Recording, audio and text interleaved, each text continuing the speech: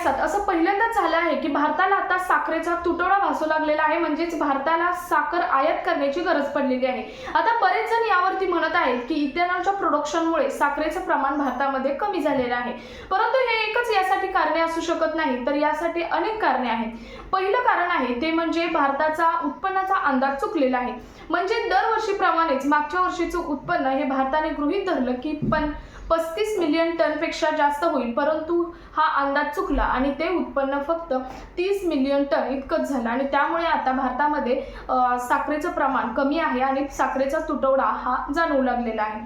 त्याचबरोबर साखरेचा अंदाज न घेता साखरेच्या उत्पन्नाचा अंदाज न घेता सरकारने साखर ही निर्यात केली, त्यामुळे आता भारताला साखरेचा तुटवडा हा भासत आहे।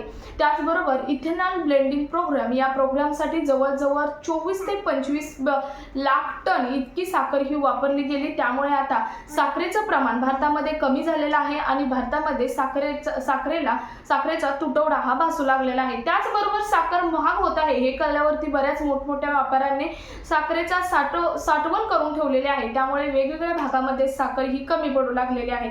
फक्त इथेनॉल हेच फक्त यासाठी कारण नसून जरी इथेनॉलचं प्रोडक्शनसाठी साखर वापरली असली तरी आता सरकारने सांगितलेलं आहे की आता फक्त ऊसाचाच किंवा साखरेचाच वापर इथेनॉल ब्लेंडिंग प्रोग्रामसाठी केला जात नाही, तर मका व इतर उत्पन्नाचा सुद्धा पिकांचा सुद्धा वापर केला जात आहे। त्यामुळे इथेनॉल एकच कारण नसून साखरेच्या तुटवड्यासाठी आता मी सांगितलेली एक ना अनेक कारणेही असू शकतात। तर तुम्हाला ही सुद्धा ही कारणे माहीत असणं गरजेचं आहे आणि बाकीच्यांना सुद्धा माहीत असणं गरजेचं आहे, त्यामुळे हा व्हिडिओ जास्तीत जास्त ठिकाणी शेअर करा।